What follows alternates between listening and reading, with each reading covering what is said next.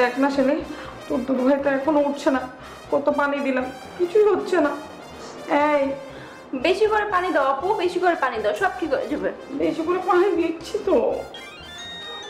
এই দেখ তো কে জানি ফোন দিচ্ছে, ফোনটা দে। বাড়িওয়ালা চাচা। বাড়িওয়ালা চাচা? জি সালাম আলাইকুম চাচা। হ্যাঁ আজকে আসবেন না?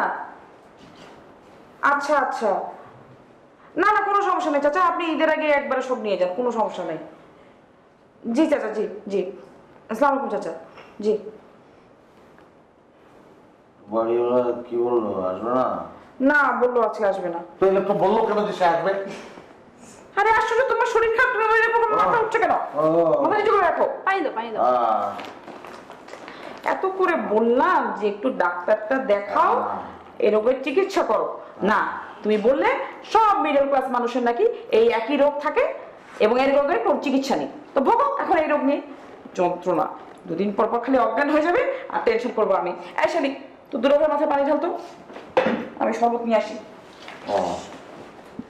পানি ঢালার দরকার নেই, মাথাটা মুছে দাও। দুলা ভাই, হ্যাঁ ও দুলা ভাই, হ্যাঁ বলো। আমি কিন্তু আপনার রোগ ধরে ফেলছি। বাড়িওয়ালার কথা শুনেই আপনি অজ্ঞান হয়ে পড়েছেন। আইডিয়াটা ভালো, আমিও অ্যাপ্লাই করব। শোনো,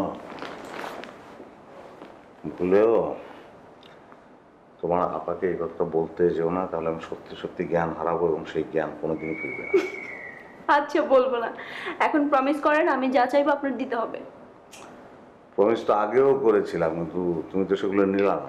নিব দুলা ভাই, বেশি বেশি করে নিব, একবারে নিব, এখন প্রমিস করেন।